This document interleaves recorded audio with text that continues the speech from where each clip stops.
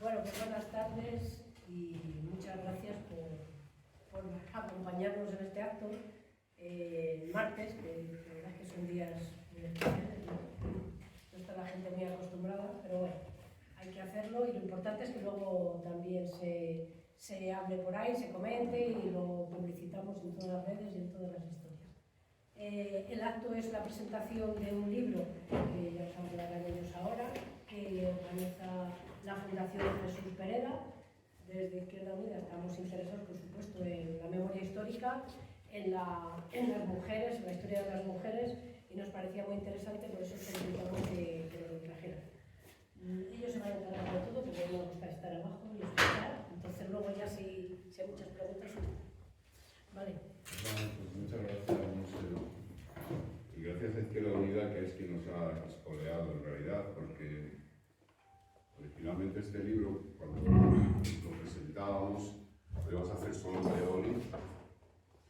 Y entonces llegó David y otra gente y tal, y por H o por B hemos ampliado el itinerario, ¿no?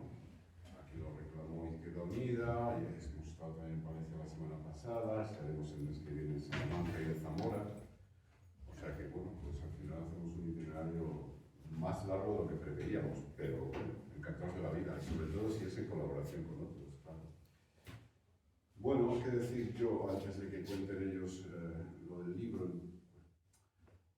Bueno, la verdad es que la Fundación Jesús Pereda de Comisiones Obreras no es la primera vez que está en Cuéllar, eso es verdad, aunque venimos muy de cuando en cuando podemos. Es decir, que no es la primera actividad que programamos, pero bien sabéis, y lo digo yo siempre, que la comunidad es inabarcable y equilibrar la programación en tantos lugares pues es imposible, ¿no?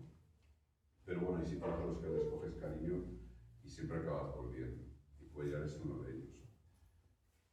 Este año la Fundación, casi sin pensarlo, hemos impulsado notablemente todas las actividades que tienen que ver con la memoria.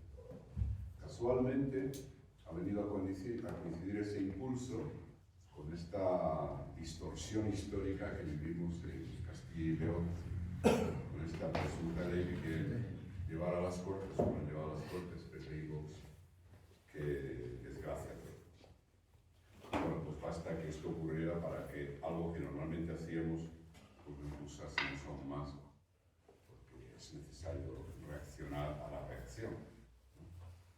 De tal manera que, bueno, pues casi a lo largo de todo lo que va de este semestre, muchas de las cosas que hemos hecho han tenido que ver con memoria. Evidentemente más con memoria obrera y memoria sindical, porque esa es la razón de ser de la Fundación, que tiene la raíz en comisiones obreras, pero también con memoria histórica en sentido literal, por decirlo así, memoria democrática, como es el acto de hoy, ¿no? Pero para que os hagáis una idea de la diversidad de este trabajo de recuperación de memoria, pasado mañana, jueves, vamos a estar en Ávila rescatando la memoria de la primera abogada laboralista, casi la célula madre de los despachos laboralistas en España, ¿no? María Luisa Suárez Roldán, previa a la generación de Carmena, Almeida, Sauquillo, las que más conocemos, ¿no? Pues ella era la generación inmediatamente anterior, una mujer también vinculada al Partido Comunista, fue la abogada de Julián Grimau, de hecho, y fue como digo, la célula madre de los despachos laboralistas, que siempre en el sindicato, cuando hablamos de nuestro quehacer sindical, orillamos mucho esto de los abogados y son imprescindibles, los gabinetes jurídicos, ¿no? Como mucho nos recordamos los de Atocha, y un poco más. Bueno, pues vamos a rescatar la figura de esta mujer emblemática también, por lo que luego ha venido detrás, ¿no?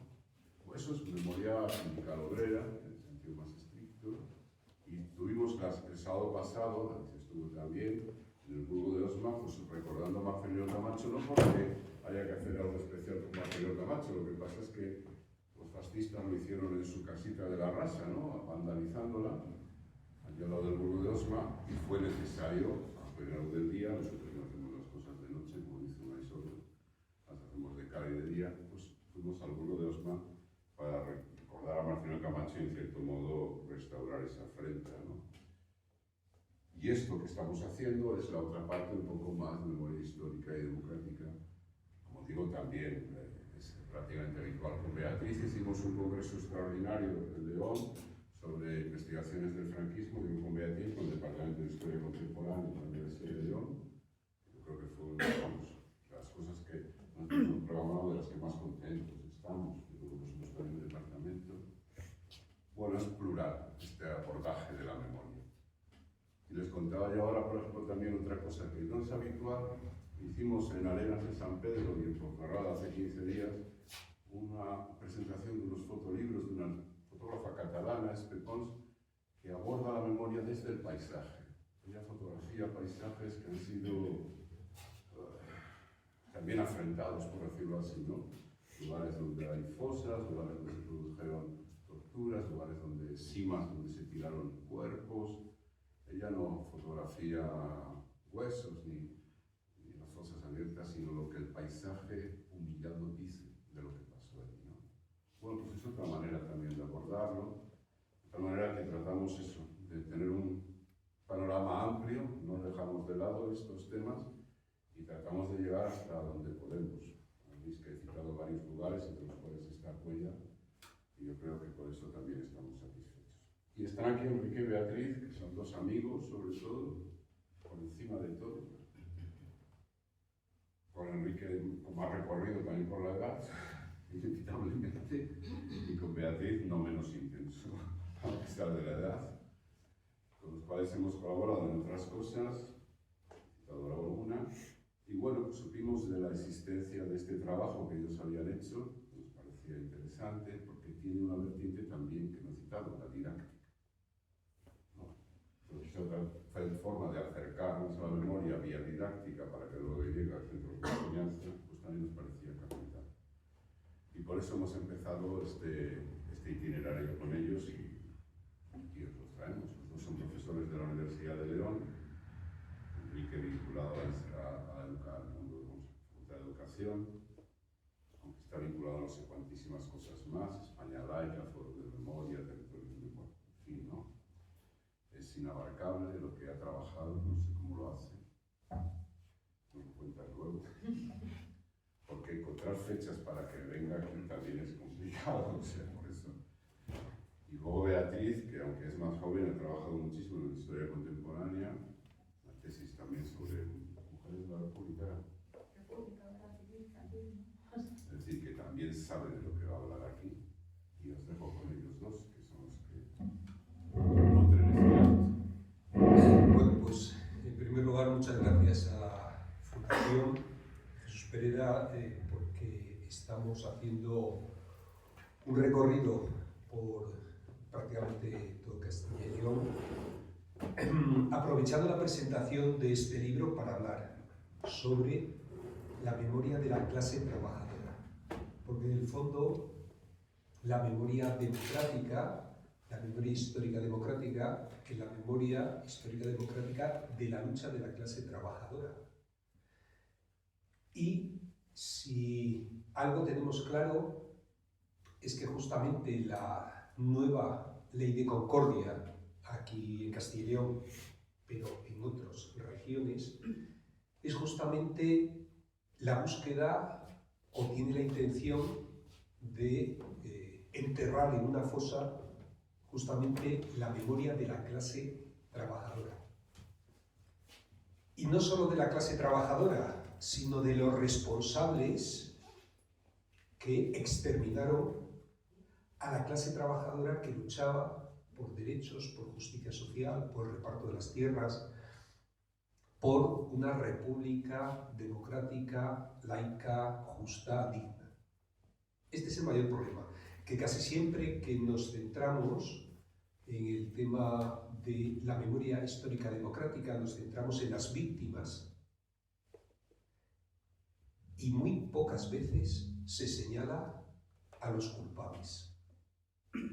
España nunca ha tenido unos juicios de Nuremberg como se celebraron en Alemania, donde no solo se señalaron, sino que se juzgaron, se condenaron y se sentenciaron a aquellos quienes habían sido responsables, los máximos responsables. Porque lo que hay que preguntarse es cómo es posible que un pueblo tan culto como el alemán menos se suponía, votara democráticamente a un cabo como Hitler para dirigir un país y perpetrar el genocidio que llevó a cabo. Y esto mismo es lo que nos tenemos que preguntar hoy en Madrid o en Argentina. ¿Cómo es posible que 56 millones de argentinos y argentinas hayan votado a Milei, que habla con su perro muerto, que tiene como asesores a sus perros y que tiene una relación la más extraña con su hermana como Calígula en la época romana? ¿Cómo es posible que dice las barbaridades que dice, como Ayuso en Madrid, y sin embargo tantísima gente le vota? Y una de las primeras preguntas que nos ha llevado a esto, es hacernos la siguiente cuestión. ¿Qué hemos hecho en los últimos 20 años en la escuela pública para que tantos jóvenes se declaren votantes de Vox? El otro día estaba en un instituto minero de la zona minera del Bierzo y 3 guajines de 11 años me decían en mitad de la clase: es que nosotros somos votantes de Vox. Digo, pero si no tenéis edad para votar, chavales, ¿de qué me habláis? Es que las feminazis y la ideología de género, y luego, efectivamente, cuando seguimos la clase no sabían qué era eso de la ideología de género. Pero parece que hay una internacional neofascista que por nuestra parte la estamos analizando y estudiando en educación, que lo tiene muy claro y que tiene consignas, estrategias que reproducen en todas partes. Lo del PIN parental no es una cuestión solo de España. Está en México, está en otros países. Steve Bannon, Milei, Le Pen, Marine Le Pen o la primera ministra de Italia tienen una estrategia común con Orbán o con Santiago Abascal y se juntan, se unen y se reúnen y tienen congresos donde justamente elaboran y fundaciones que elaboran propuestas. Por lo tanto, lo de las leyes de concordia no ha surgido de la nada. Y es un problema esencial que nos tenemos que plantear toda la sociedad. Yo ya sé que la mayoría de los jóvenes ya no se socializan únicamente en la escuela, ni siquiera en la familia, y que son las redes sociales, los youtubers, los influencers, quienes están marcando la agenda, el pensamiento colectivo e incluso los deseos y las esperanzas futuras de buena parte de las generaciones jóvenes. Pero nos tenemos que preguntar, al menos, qué sistema educativo estamos construyendo, que es el espacio donde pasa 10 años, al menos la mayoría de la población española, como para que en la última encuesta haya dicho que entre Sumar y Podemos solo obtienen un 10% del voto joven, de entre 18 y 25 años, mientras que Vox obtiene un 24%. ¿Qué futuras generaciones estamos construyendo?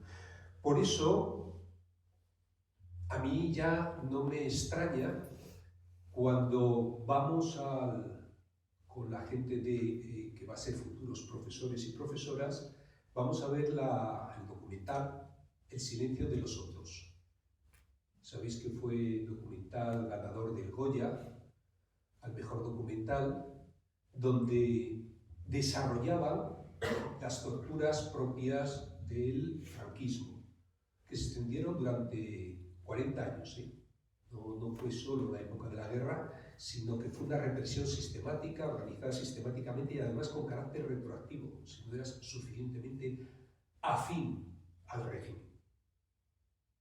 A mí no me sorprende que salgan escandalizados, no por eso, sino porque al final de la proyección siempre nos dice lo mismo una parte de ellos.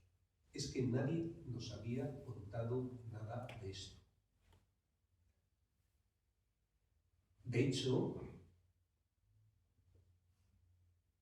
la mayor parte de los alumnos y alumnas que hemos entrevistado, que hemos encuestado, nos dicen esto mismo. Casi nunca se llega a esta parte.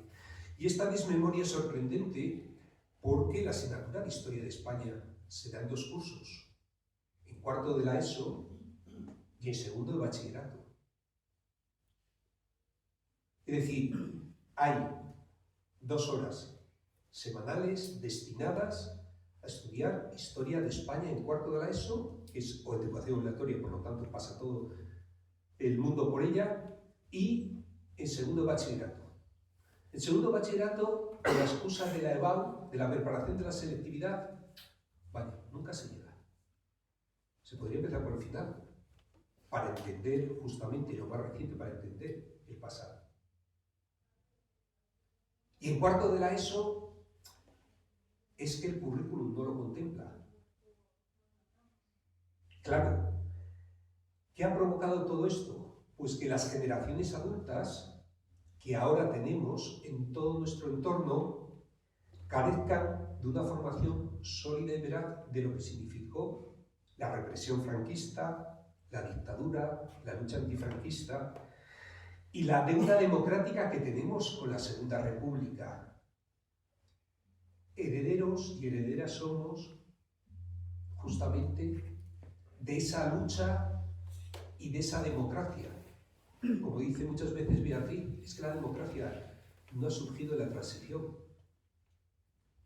Y esto tiene mucho que ver con justamente lo que vamos a plantear. Que la falsa memoria del franquismo que construyó el franquismo, la dictadura franquista, a lo largo de 40 años, cuando llegó la transición, no se vio contrarrestada institucionalmente con una nueva política de la memoria republicana que conectara justamente la nueva democracia con esa democracia republicana. De hecho, fue excluida del imaginario colectivo y dejado en manos de las personas interesadas en ello, de los familiares y de las asociaciones memorialistas. Y aquí tenemos una buena prueba de ello. Republicanos, nos falta a las republicanas, al servicio de la República, de Santi, que tanto ha trabajado en este campo y que efectivamente ha profundizado justamente en lo que aquí pasó, no solo los maestros y las maestras.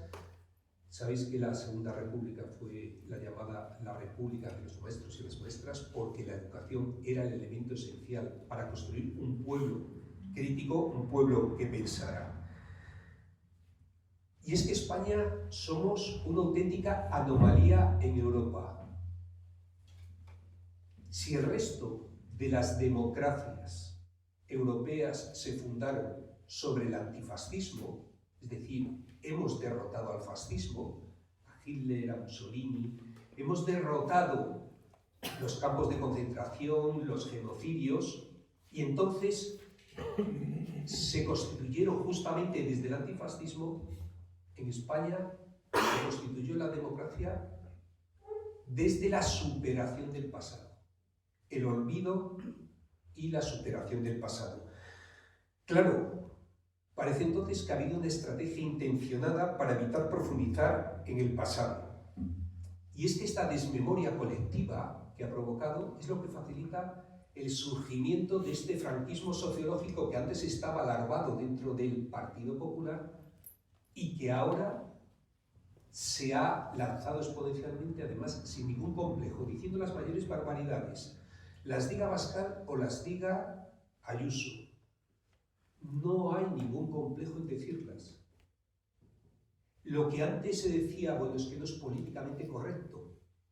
Por eso no es sorprendente que la ley de concordia del Partido Popular de Castilla y León derogue su propia ley de memoria histórica del 2018 y diga exactamente lo contrario, que blanquee el fascismo y que sea una forma de enterrar la memoria democrática histórica democrática y equipare a las víctimas de ETA con las víctimas del franquismo. Y esto es un error clave y fundamental que tendremos que revisar. Yo creo que esta desmemoria colectiva, dicen los expertos y las expertas en historia, que si alguien se propuso enseñar rigurosamente la historia de España, ha fracasado estrepitosamente. A menos, claro está, y esto parece que es lo más probable, es que haya habido una estrategia intencionada. De hecho, lo comprobamos el día que dio origen a la investigación, que estábamos haciendo un documental en Fabero, en El Bierzo, que dirigía Eloína Terrón, que era sobre los campos de concentración, que había 300 campos de concentración en toda España, donde los republicanos y las republicanas, pero sobre todo los republicanos, trabajaban como esclavos de Franco, y estaban trabajando allí para las minas de un empresario minero, esas que luego cotizan en el IBEX 35, porque toda la expropiación y el expolio de bienes son buena parte de esas empresas que ahora están en el top 10 del IBEX 35, eso los pone muy bien Mestre en su libro Franquismo S.A., pues estábamos grabando y entramos en un instituto de secundaria para preguntar al alumnado si sabían que sus abuelos habían sido esclavos de Franco en un campo de concentración que estaba allí en el pueblo. Ninguno sabía nada, excepto una chica que decía que algo como que había oído en casa, pero en casa sobre todo era silencio, silencio, silencio. De esto no se habla hasta que llegó la generación de los nietos y las nietas. A partir de ahí empezamos a trabajar esto en los años 2000, 2009, 2010, a partir del 2007 iniciamos todo este proceso de investigación y las conclusiones a las que hemos llegado las digo muy rápidamente. Primera, que la memoria histórica democrática está invisibilizada, ocultada o incluso tergiversada en los libros de texto. ¿Por qué digo los libros de texto? Porque si recuerdan ustedes de su tiempo escolar, en lo cual, por desgracia, no ha cambiado mucho, excepto algún profesor o profesora pues, de renovación pedagógica o que tiene alguna autoformación casi de formación propia o algún interés, la mayoría del profesorado, el 99% del tiempo escolar, está en torno a los libros de texto. Y los libros de texto son los que acaban determinando los contenidos. Aquello que está en negrilla y que luego entra en el examen, eso de los libros de texto. Y saben ustedes que los libros de texto están manejados por 5 grandes editoriales, la mayoría de la Iglesia Católica, SM, Sociedad Marianista, Anaya, es decir, todas o vinculadas o en manos de la Iglesia Católica. Claro, cuando ves que los libros de texto está invisibilizada, que el profesorado, cuando le preguntamos, nos dice que pasa de puntillas. No pongo ejemplos de anécdotas porque algunos son de verdad extravagantes, como en Almendralejo, en el instituto donde el profesor de filosofía está hablando en la clase de psicología y para decir que los libros, hay algunos que son construcciones literarias, como por ejemplo Harry Potter o la Biblia. Entonces el alumnado denuncia porque ha faltado el respeto a un libro sagrado y el equipo directivo le llama a capítulo. El equipo directivo le dice que tiene que retractarse, que tiene que pedir perdón al alumnado y eso. Y lo interesante no es esto, sino que la jefa de estudios era la profesora de historia. Y la jefa de estudios le dice, para hacérselo entendible, mira, es como cuando yo llego a esto de la guerra. Como aquí hay de las dos partes, procuro pasar sin herir los sentimientos de ninguna de las dos partes. Es como si dijéramos, mira, aquí hay violadores y personas violadas, y yo voy a pasar tratando de no hacer herir la sensibilidad ni de los violadores ni de las violadas. Tú dices, pero qué barbaridad, ¿cómo es esto posible? Esto es la teoría de la equidistancia, y además proviene del segundo relato del franquismo, cuando ya la cruzada nacional no fue creíble, cuando ellos mismos empezaron con esto de que todo fue una guerra entre hermanos, un fratricidio. Se hicieron barbaridades en las dos partes. ¿Qué cosas? Que si está Paracuellos, que si está el otro, que si quemaron monjas y conventos, y entonces todo el mundo hay que arrepentirse. Es una auténtica barbaridad que sin embargo se sigue transmitiendo, y estoy hablando de una profesora de historia.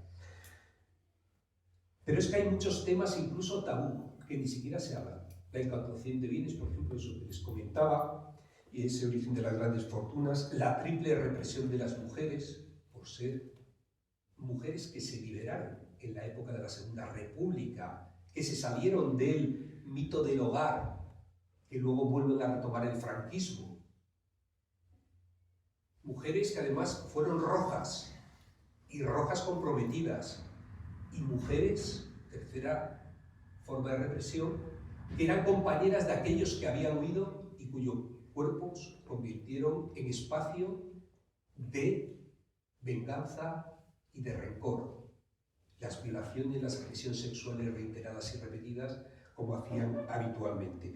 Pero tampoco aparecen ni se señalan los partícipes directos en la represión, ni el papel de los movimientos de recuperación de la memoria histórica, la generación de los nietos y nietas, sin los cuales no se entendería nada de lo que estamos haciendo ahora. Entonces, siempre nos preguntamos qué hacer ante esta situación. Y este es el origen de los libros que hemos hecho. Y ahora va a salir otro segundo libro centrado en la represión, la lucha antifranquista y la memoria histórica de las mujeres. Porque parece que siempre las mujeres aparecen en un segundo plano en la historia, casi siempre oculto o indiferente. Parece como si solo fuera la historia de los vencedores y casi siempre masculinos. Claro, porque lo que queríamos evitar era lo que ha pasado en las comunidades autónomas. Porque todas las leyes que se hicieron en torno a los años 2017, 2018, 2019, se quedaron la mayoría en intenciones y declaraciones. O, cuando ha llegado Vox, se han laminado radicalmente. Y justamente se ha hecho una involución no de 40, sino de 70 años. Claro, pensábamos que al menos se iba con la nueva ley de memoria democrática que pone en su artículo 43 y 44, que se tiene que incluir en el currículo escolar, es decir, en los contenidos, en los saberes esenciales para los niños y niñas, que se iba a introducir. Pero ¿qué ha hecho la ley de educación, la actual ley de educación, que se llama LOMLOE? Lo que ha hecho es poner en la disposición adicional, cuando en una ley se pone una disposición adicional, se le sitúa una importancia que no es un artículo ni es el preámbulo, no, es disposición adicional 24ª. No, perdón, no es 24ª, sino es 40ª, es decir, la disposición adicional 40. Dice que el alumnado español tendrá que conocer la historia de la democracia y sus principios. A esto reduce la memoria histórica democrática. El saber esencial que pone es conocer la historia de la democracia y sus principios. La mayoría del profesorado interpreta que tiene que hablar de la transición fundamentalmente, y de ahí para adelante. Pero, sin embargo, qué curioso, esa misma ley cita textualmente y pone como saber esencial que los alumnos españoles, las alumnas españolas, tienen que conocer como saber esencial el holocausto judío. Olé por el lobby judío que ha conseguido esto, que es muy necesario, efectivamente. ¿Y el holocausto español? Es decir, no ha habido voluntad política por parte de educación de introducirlo, a pesar de que reunimos 34.000, 35.000 firmas, se la llevamos a la ministra Pilar Alegría y mantuvimos una presión constante sobre esto. Claro, porque lo que queríamos era evitar la desmemoria, al menos en los nuevos decretos del currículum, que eran los que establecían los contenidos concretos que luego se pasan al libro de texto y que luego es lo que se estudia en la escuela. Bueno, pues a pesar de toda la presión y de ser un mandato de la nueva ley de memoria democrática, en la práctica se eliminó en la educación secundaria obligatoria. algo se ha introducido, es verdad, en el bachillerato. En definitiva, lo que pretendemos es que estos libros, que además se los ofrecimos gratuitamente al Ministerio, porque dijimos, esto es lo que debería estar en todo el libro de texto, todas las comunidades autónomas, en el 50% de currículum que establece el Ministerio entre las comunidades autónomas, esto debería ser esencial y estos deberían ser los contenidos. Lo que queríamos era, con esto, dejar de ser una anomalía en Europa y en el mundo, imitar al resto de los países, al menos en donde en la escuela, es decir, en la educación obligatoria, por donde pasa toda la población al menos 10 años, se garantice el derecho al conocimiento histórico veraz de la devastación humana que ha sufrido el mundo desde la aparición del fascismo. Porque si no, volveremos a repetirlo como estamos viendo actualmente cómo se están repitiendo patrones y parámetros de los años 30. Es que en Europa se hace así, en Alemania, en Francia, en Inglaterra, en Estados Unidos, en Canadá, en Argentina, en Chile, en Australia, en Japón, en Ruanda, en Sudáfrica, se está recuperando la memoria histórica democrática. ¿Cómo es posible que aquí no? Es que en otros países no pasa lo que sucede en España. De hecho, la ONU nos lo ha recriminado en los repetidos informes que ha hecho. En el 2014, que ya cuestionaba la aplicación de la Ley de Memoria Histórica del 2007 de Zapatero. En 2020 insistía en pedir avances y reiteraba la necesidad de avanzar en los principios reconocidos internacionalmente: verdad, justicia, reparación y garantías de no repetición. Y ahora, con las leyes de Concordia, ha vuelto a emitir otro informe en el 2024 diciendo: pero qué barbaridades están ustedes haciendo en España. No son una anomalía, son de vergüenza. Y lo han dicho claramente. Lo que queremos con esto es evitar la tragedia de la desmemoria actual, porque creemos que si un solo alumno, una sola alumna, acaba la educación obligatoria sin conocer esto, es una auténtica tragedia en pleno siglo XXI. Recuerdo lo que dice Beatriz, lo que dicen los historiadores y las historiadoras de forma continua, que la incomprensión del presente nace fatalmente de la ignorancia del pasado, que no se puede construir un futuro basado en la impunidad, que las víctimas de la dictadura sufren una doble violencia: la de sus verdugos en su momento y la de borrarlos de la memoria colectiva. Eso que decían las 13 rosas y quienes iban a ser fusilados y fusiladas, que nuestro nombre no se borre de la historia, porque las nuevas generaciones tienen derecho a la verdad. Por eso siempre defendemos que hay que educar en el antifascismo, que dio lugar a los derechos sociales y las libertades actuales que tenemos. Igual que educamos en la diversidad, igual que educamos en la igualdad, en la inclusión, en la justicia social, en los derechos humanos. Porque no se puede ser demócrata sin ser antifascista. Muchas gracias.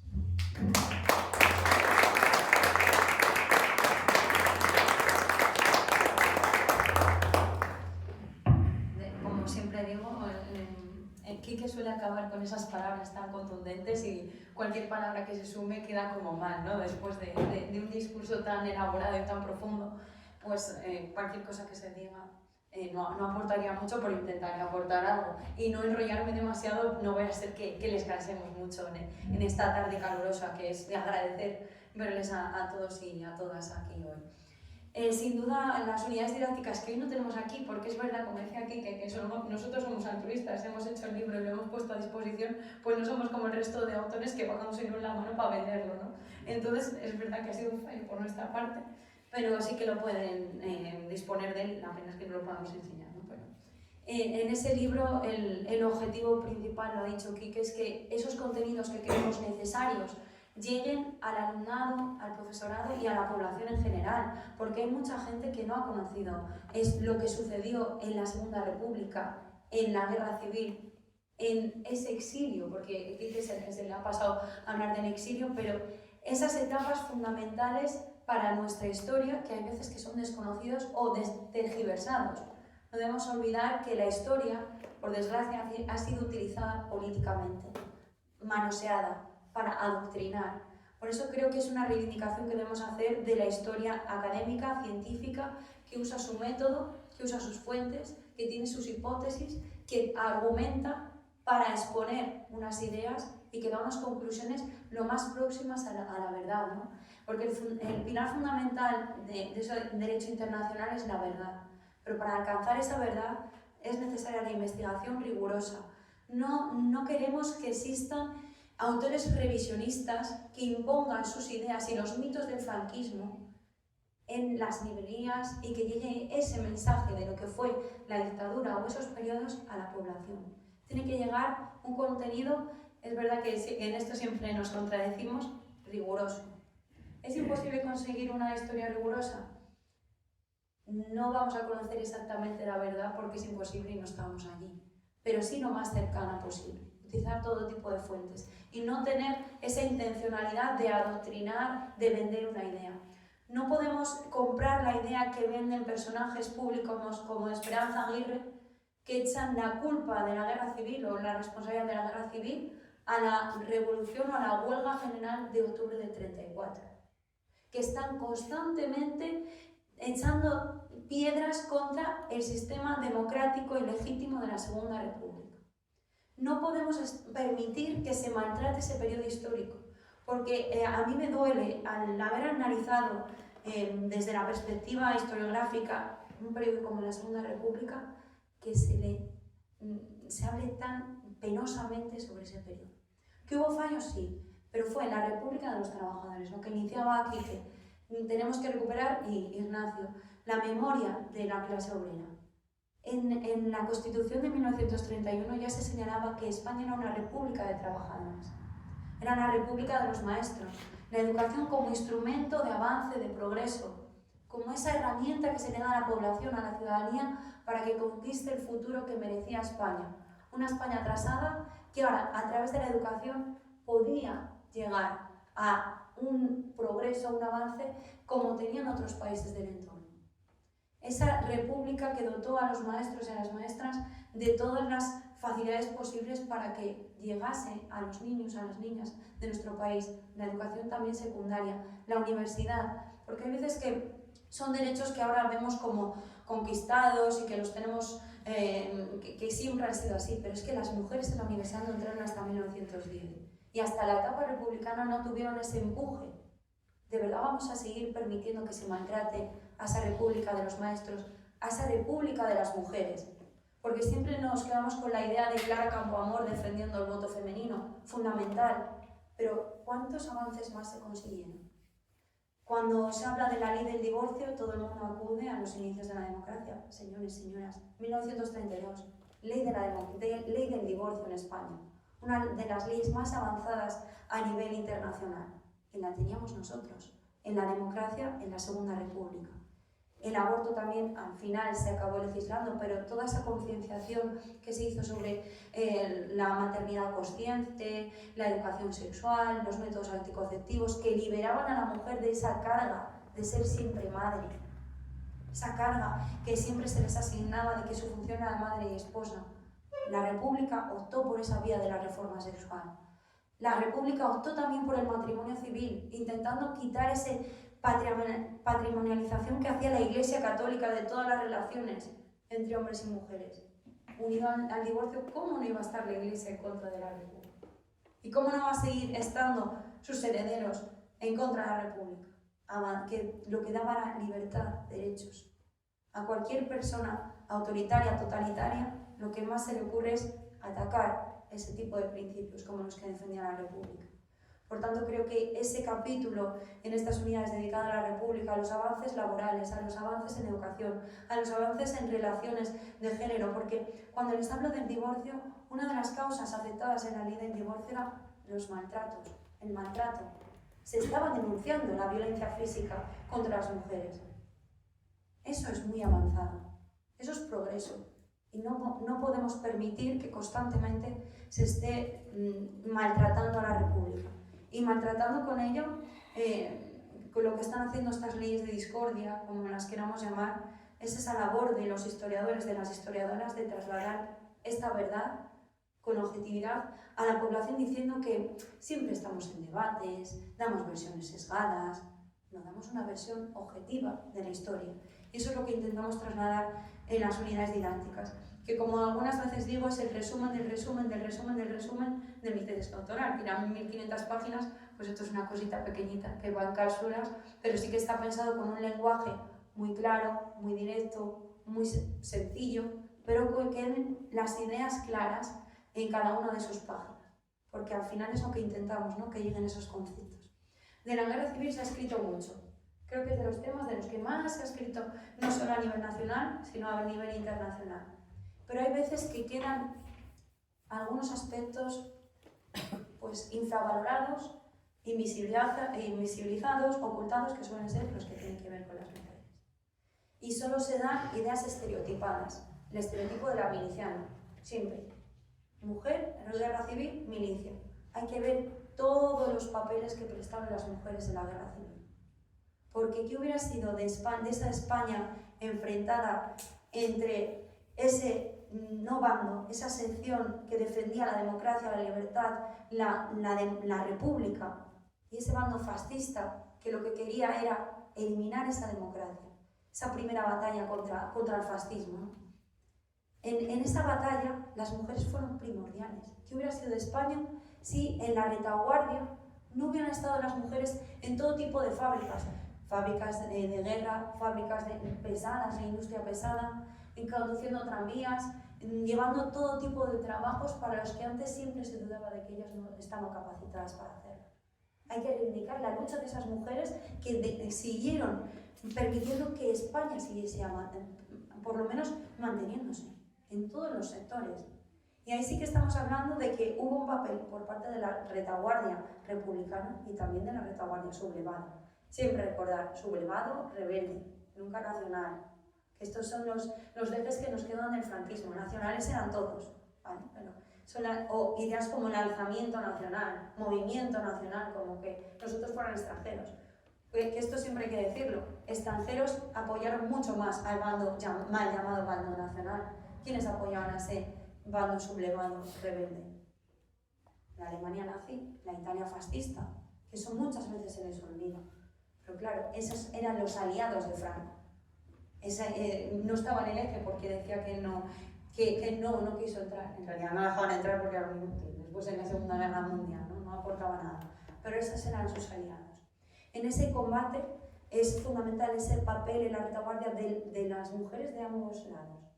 Hay veces que se nos olvida, que nos venden la imagen de que las mujeres del bando sublevado eran las enfermeras piadosas que ayudaban a los huérfanos, que daban alimentos desde sección femenina, y que las armas y la violencia las llevaban solo las republicanas, esas mujeres diablo que aparecían por ahí, mito franquista.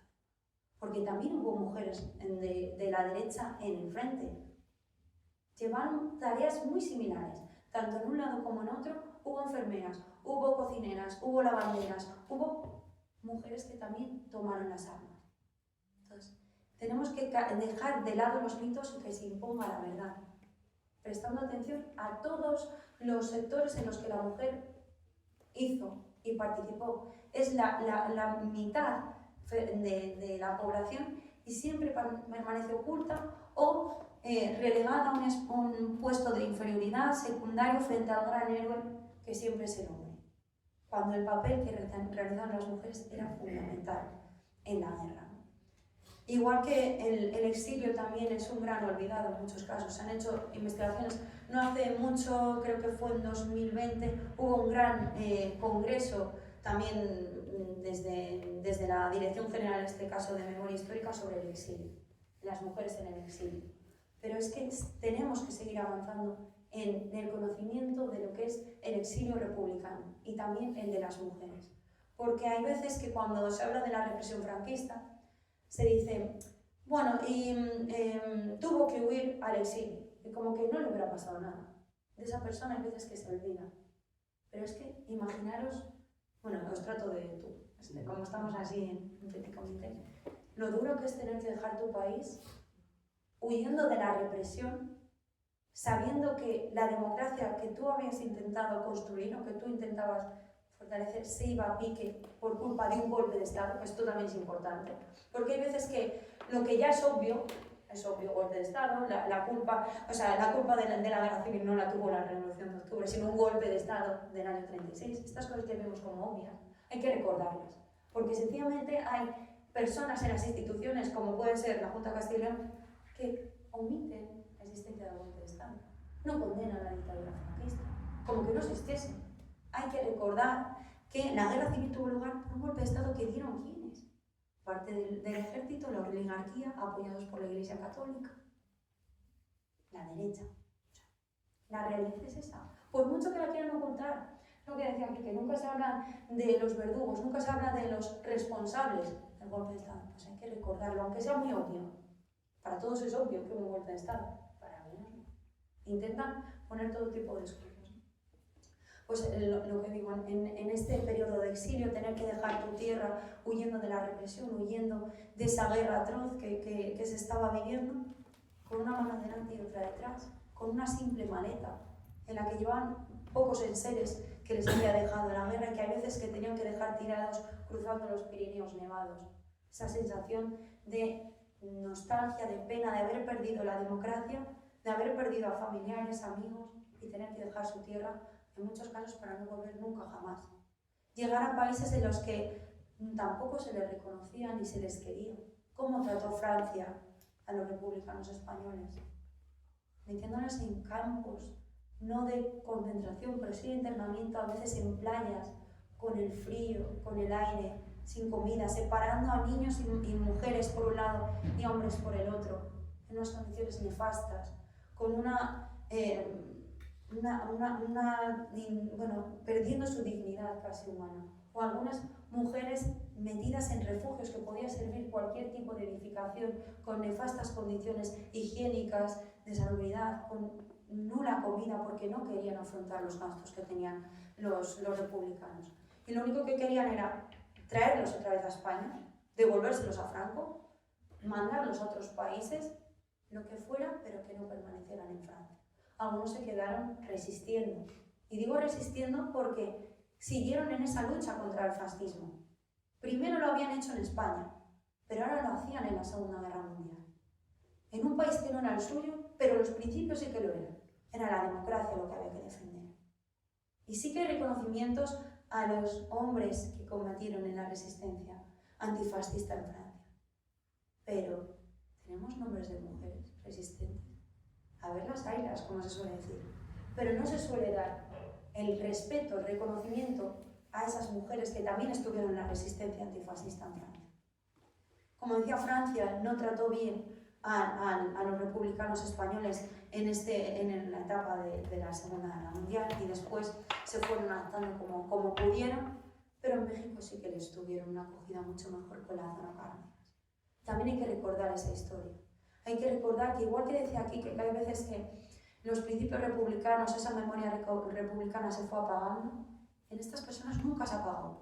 En el Colegio Cervantes, en todos los colegios que se crearon, en el Colegio de México, se intentó inculcar a las generaciones más jóvenes que habían venido de España, también exiliados, los más jóvenes, esos valores, esos principios republicanos, demócratas, para que no se perdiera la esencia de la memoria. Aquí tampoco pudieron con ella, porque al final las semillas siempre estaban. Flores somos todos nosotros, ¿no? De esas semillas que todavía quedaron, a pesar de hacerlo en la clandestinidad. Es verdad que este es un tema que no tratamos en este libro, sino en el siguiente, esa resistencia antifranquista, pero que eso en el exilio estaba presente. Numerosas asociaciones, la más importante, Unión de Mujeres Españolas, que era la heredera de la Asociación de Mujeres Antifascistas, a través de ese tipo de asociaciones seguían luchando contra el franquismo. Ya fuese a miles de kilómetros de donde estaban sufriendo sus compatriotas, ¿no? La dictadura. Este tipo de cuestiones las recogemos en el libro acompañadas siempre de algo que me parece, aunque nos parece fundamental, fuentes primarias, textos escritos por mujeres de la época.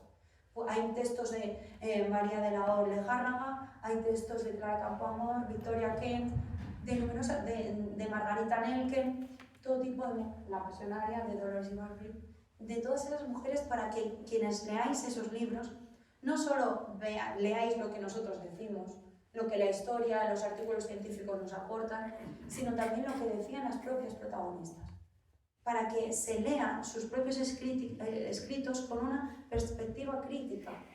No debemos de tragarnos, por así decirlo, todo lo que nos dicen, sino también por nosotros mismos interpretar, indagar, y por eso también lo acompañamos esos textos de actividades de comprensión textual, de análisis textual, para que también una cosa de las preguntas que os podéis hacer vosotros y otras cosas que os planteamos a través de esas actividades para que podáis reflexionar sobre lo que nos dicen esos textos. También aparece legislación, aparecen crónicas de periódico, no solo fuentes primarias escritas por ellos, pero todo de la época, fuentes primarias de la época. Hay actividades de comprensión fundamentales, de ampliación, porque no solo es el contenido que aparece en el texto, sino que damos otro tipo de fuentes, como puede ser artículos científicos, que es verdad que yo digo que somos los frikis de la academia, que nos leemos entre nosotros, pero también está bien que si está en acceso libre podáis acceder toda la sociedad, porque hay veces que está muy bien ir a los congresos, debatir, pero lo importante es que la investigación llegue.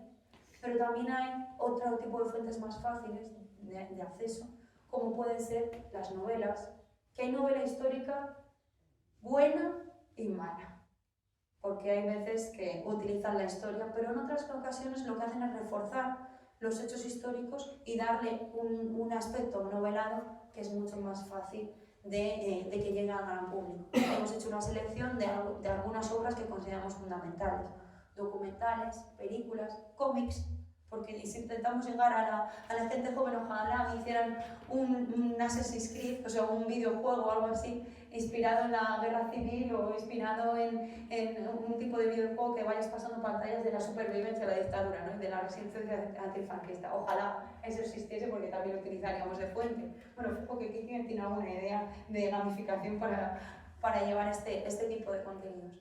Pero la intención es que no se quede solo, porque si veis las unidades parece un auténtico libro de texto, con ese contenido que nosotros querríamos que estuviese en los libros de texto, sino otras fuentes complementarias que puedan ayudar a que esa información, estos hechos lleguen al alumnado, profesorado, pero a la sociedad en general. En realidad es una reivindicación a la historia, es una reivindicación a la memoria y a las memorias, porque las memorias de tantas mujeres no podemos dejar que se queden en el olvido. Con nombres y apellidos, aparecen algunas biografías, verdad que no podemos incorporar todas, pero sí es verdad que, y esto me sirve para hacer un pequeño homenaje, en esta parte no, en la segunda parte está la biografía de Ángeles Flórez Peón, que a lo mejor por ese nombre no la conocen, pero a lo mejor Maricuela les suena de algo. Maricuela es hasta hace, creo que falleció el sábado, era la última miliciana viva. Esa mujer aparece en estos libros. Su historia quedará para la historia en mayúsculas. Su memoria también. Como ella, muchas más. Cada nombre que escribamos es un nombre que no perdemos. Y hay que configurar la memoria y la historia combinadas. Porque es fundamental que les he mencionado algunas fuentes, ¿no? Artículos científicos, libros, novelas, pero no debemos olvidar los testimonios orales para conocer nuestra historia. Porque hay quienes lo han definido como las batallitas del abuelo, y encima lo dicen desde altos puestos políticos. Todos recordamos esas palabras con dolor, ¿no? Pero es que esas batallitas del abuelo configuran nuestra historia. Y hay que prestar atención a los abuelos, a los bisabuelos, porque cada vez son menos los que nos transmiten lo que sucedió. Y es que no son batallitas ni son cosas que, bueno, ya está el abuelo con sus historias. No, es nuestra historia. Y todo lo que podamos recopilar, guardar, conservar, lo hacemos para nuestra memoria democrática, histórica. La memoria la configuramos todos y creo que no hay que perder ninguna fuente para construir. Y yo no sé qué hora es porque tampoco quería extenderme demasiado, pero sí que es una reivindicación a la historia, a la memoria, a las memorias, y una fuente que esperamos que se utilice para transmitir ese conocimiento y que no nos sucedan hechos como las típicas anécdotas que siempre ponemos, ese Hace poco salía a un colegio en León de primaria donde una maestra les pidió a sus alumnos que trajeran canciones históricas y una de las canciones que la maestra propuso fue El Cara al Sol. Y eso pueden buscar la noticia, es relativamente reciente. La niña a la que le tocó hacer el estudio sobre El Cara al Sol puso pues, definió lo que era la dictadura franquista bastante bien, por lo que se ve, diciendo que es un régimen que utilizó la represión para implantarse y imponerse a lo largo de muchos, muchos años. No debemos olvidar que el terror, el miedo y la represión creada por ello lo utilizó para imponerse. Y la maestra le dijo que, bueno, esta era una parte, pero que el franquismo también había hecho pantanos, había controlado la seguridad social, no era tan malo, eso de tantos muertos, bueno, eso pasó en la guerra, pero eso fue en la guerra. Después, claro, resulta que en 40 años no pasó nada y se dieron un abrazo el día de la transición y ahora todos amigos, todos contentos. Contra eso, no me gusta el término contra, pero a favor de que ese tipo de discursos no aparezcan en escuelas de primaria, ya desde pequeñitos con estas ideas, es para lo que sirven estas unidades. Y para lo que nosotros estamos haciendo nuestra gira, para que este mensaje llegue a todos y a todas, porque es una lucha que debemos hacer en común los demócratas. Quien no esté a favor de esta memoria democrática, configurada, ya digo, con rigurosidad, con objetividad, no conoce su historia y, como decía Quique, quizás estamos destinados a repetir algunos fallos garrafales de nuestra historia. Fallos, golpe de Estado, guerra, dictadura. No podemos tolerar que eso pueda llegar a pasar. Pero por desgracia hay discursos en la actualidad que parece que lo que buscan es polarización, enfrentamiento, y entre eso tolerancia, convivencia, memoria, libertad, democracia. Por eso son unidades de la historia democrática, histórica también, pero esa combinación, ¿no? La historia democrática del país y sobre todo que no olviden a las mujeres, esas grandes olvidadas. No podemos consentirlo. Bueno, yo eso es lo que estoy intentando luchar desde que inicié mi carrera profesional en el mundo de la historia, que no se olviden. Y que porque por ellas somos y por nosotras espero que sean. Así que con eso, y con lo que decía antes, que no se puede ser demócrata sin ir en contra del franquismo, pues ya me callo y dejo turno, yo creo que a debate, ¿no?